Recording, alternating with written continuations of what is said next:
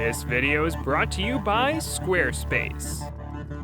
ThunderCats are on the move, ThunderCats are loose.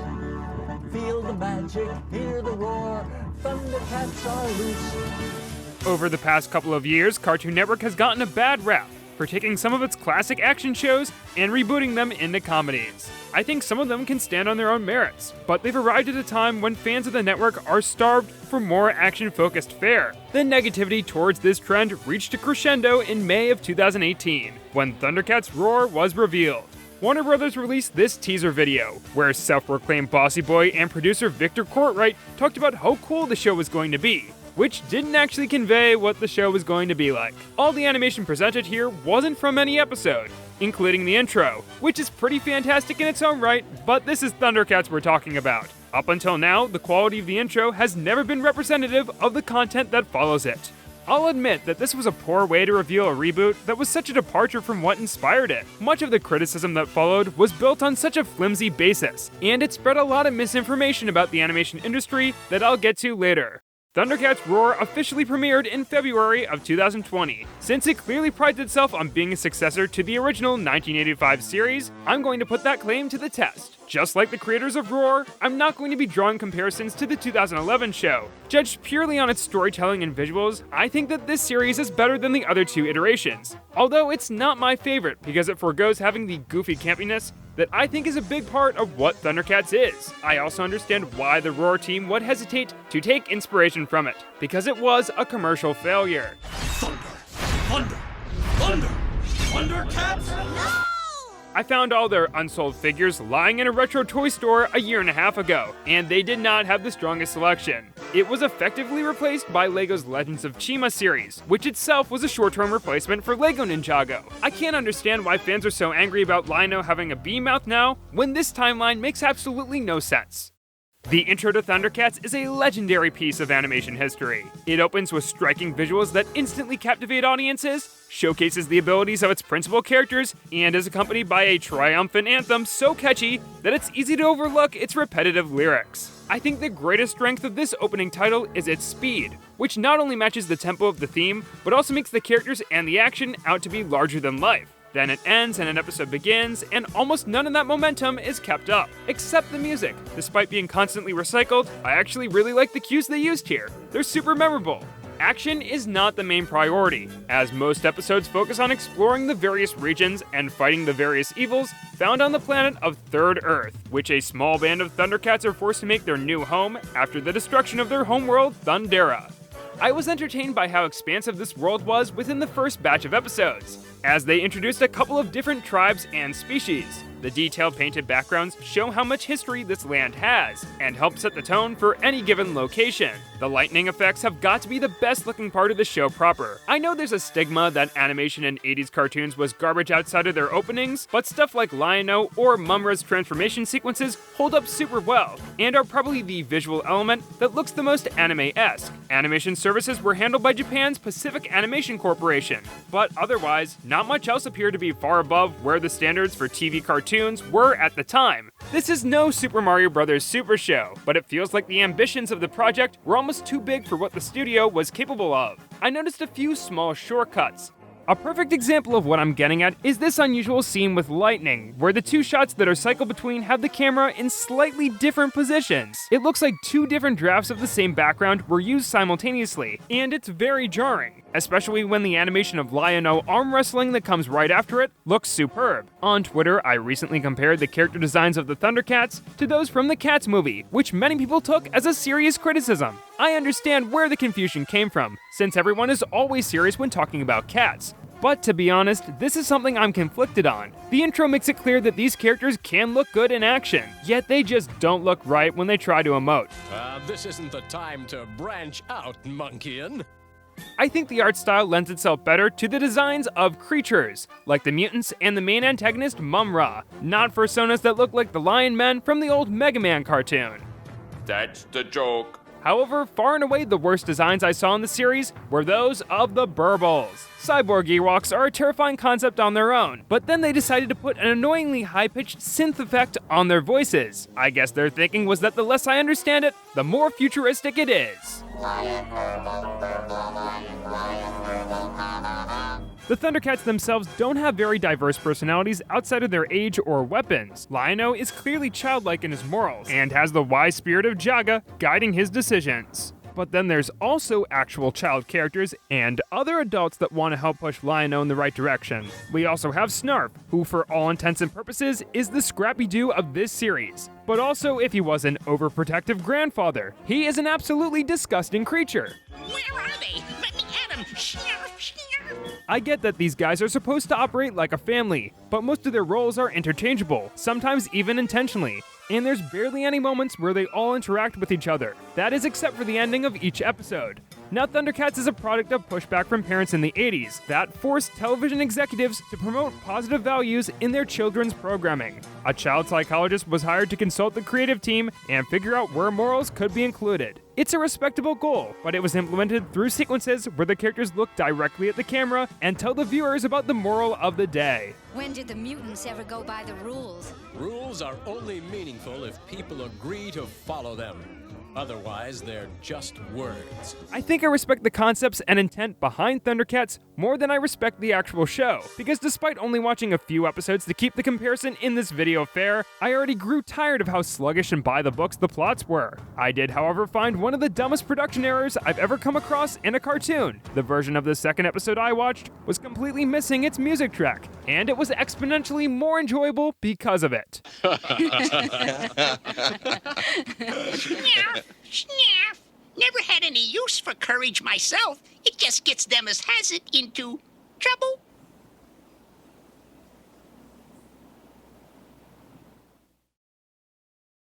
We can't discuss ThunderCats Roar without first discussing the phrase used to criticize it when it was first announced: the mysterious CalArt style. Is it named after an art school with a lot of influential alumni that probably rejected someone watching this video? Does it perpetuate the stigma that one's work or success is defined by wherever they went to school? And does it support an overgeneralization that modern animated shows all look the same, using a term coined by an infamously opinionated animator meant to criticize graduates for imitating Disney's Golden Age art style? The answer to all these questions and more is yes. Critiquing this show is all fine and good, just please don't use a term that makes you sound like an uninformed meanie. With that being said, I get where the disdain for the art style of ThunderCats Roar comes from, but for me, it's in its favor that the art style reminds me of OKKO Let's Be Heroes, which just so happens to be my favorite cartoon from the past couple of years. I make the comparison not because they look identical to each other, but instead because it appears that Roar uses a similar ideology to craft its visuals. Both attempt to stick as closely to the storyboards as possible,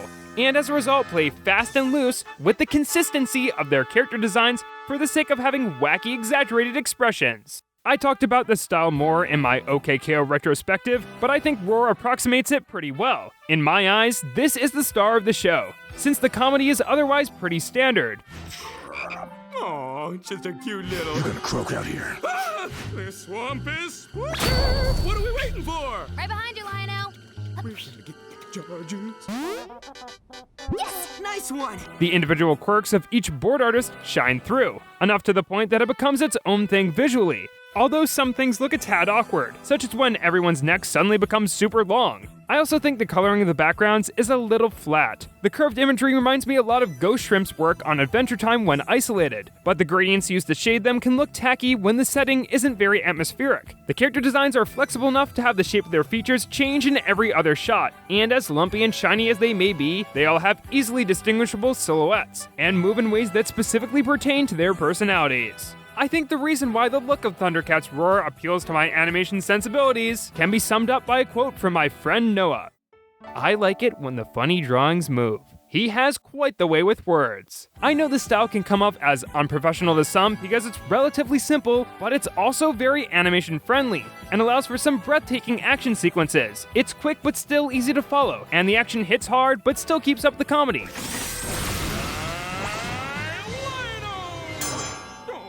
It doesn't feature the absolute best TV animation in an age where there's a lot of competition for that title, but visuals of this caliber are featured in just about every episode, and constantly manages to measure up to what's seen in its intro.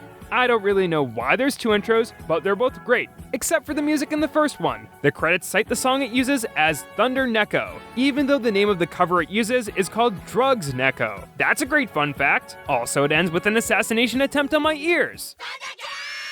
I think the aspect of ThunderCats Roar that wasn't evident until its release was how it sets out to be a lovingly crafted parody of the original series. It's got the same setting, cast, and premise, but the tone is a whole lot more goofy and self-aware. There's some aspects that will probably go over the heads of casual viewers, like Jaga being a punchline or the characters misinterpreting the lesson of the day in an unhealthy way. So the more things my fellow Thundercats break, the more useful I become. Get ready to be super useful, because while you guys were talking, I broke everything! With the breakneck pace that it employs, the earliest episodes of Roar almost feel like a ThunderCats Abridged series. I think there's enough energy and all-around entertaining aspects to make the pacing work, and the referential style is the basis for some very clever gags. In both incarnations, the Burbles build the cat's lair. The 1985 series establishes that they have a very loose moral code, so later, when the cat's lair needs to be rebuilt in Roar, the adorably redesigned Burbles are busy building a castle for the evil mutants. It's a good way to disguise world building through a silly, unrelated joke. While standard development is sidelined for the sake of comedy, ThunderCats Roar has a surprisingly good grasp on its characters. The two-part pilot Exodus has a lot of ground to cover, so the cast is introduced with their most basic traits, and you can tell the creators are trying really hard to make them likable.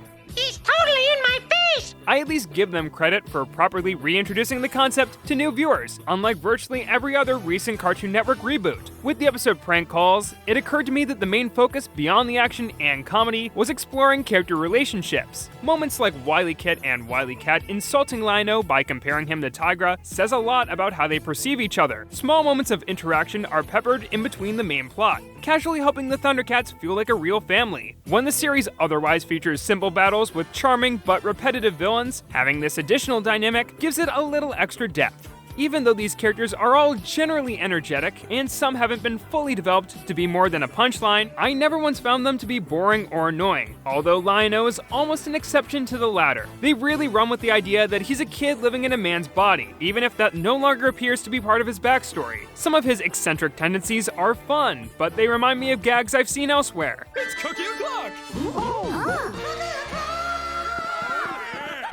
It's Big Party time!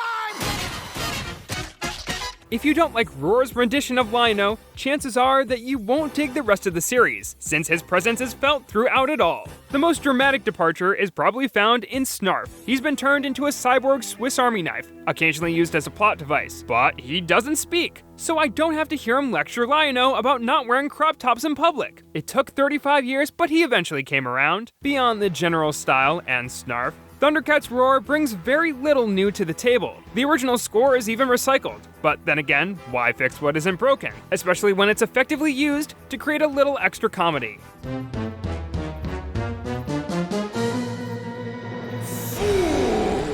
But you already read the title of this video, unless you are blind like I am to my social skills. Why do I think of this as the superior show when it's so derivative of the 1985 series? Maybe I'm too used to the general vibe of modern animation, but this is a case where tone and energy really make a difference. If classic science fiction is your thing, then the original is probably what you'll prefer. I can commend the atmosphere, but I could not care less about the characters and the action scenes where they do a few flips and then call it a day. Like there's an entire episode where Mumra disguises himself to win the trust of the Thundercats. While the Thundercats purr, Poomra pursues.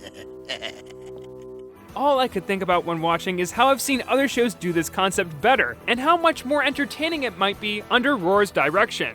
Too bad I'm way up here, and you're dumb. The concepts at the core of this franchise are goofy under the surface, and Roar pushes them to a polarizing extreme. It is to its detriment how reactionary it is to the original, and in the future, I really hope it straightens out how much of a reboot it wants to be. But from my first impressions, everything in Roar has a lot more personality, partially thanks to the clear-cut synergy between the writers and animators. I will admit that some of my positivity came from comparing this reboot to its predecessor, but I still think Roar has some merit on its own, since I thoroughly enjoyed the first episodes before I even started doing research for this video. I could care less about if there's proper stakes in development, because each episode is sure to put a smile on my face, and I don't have to worry about it starting a discussion about why underage drinking is bad at any moment. And I'm here telling you this, don't kid around with drinking. It's against the law. It's a good thing that cartoons aren't used to push messages and products very much anymore.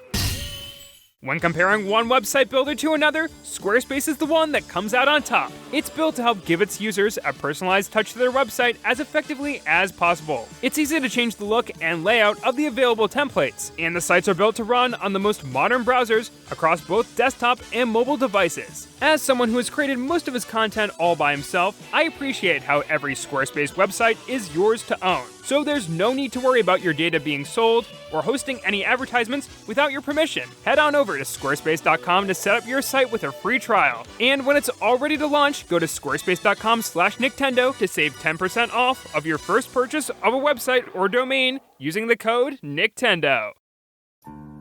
I urge you to at least give Roar a shot, because the world needs more cartoons that follow this trend of loose animation, or at least I need more of them. You don't even have to take my word for its quality when Teen Titans Go did a whole episode about how cool it is. You've shown me that ThunderCats Roar is a worthy successor, and anyone who says otherwise has a poop mouth with poop opinions. A producer of Roar wrote this episode, so it's an 11-minute pat on the back that overlooks how every version of this franchise has been flawed. But it was kind of funny, even though it's bound to be dated in a few years. Why's their mouth shaped like beans? It's like they were drawn by a bunch of vegans. I sincerely feel bad for ThunderCats fans who have been following this franchise for decades, because each reboot has been drastically different from the last. But speaking as an outside observer with limited exposure, I think this makes the franchise a whole lot more interesting than others of its time. Plus, those other incarnations aren't going anywhere, and the original is still pumping out loads of merchandise for nostalgic fans. 130 episodes is more than enough, so please, just let me have this. And I don't care if the 2011 reboot deserved more seasons. It got released on Blu-ray, and that's really cool, so you have nothing to complain about.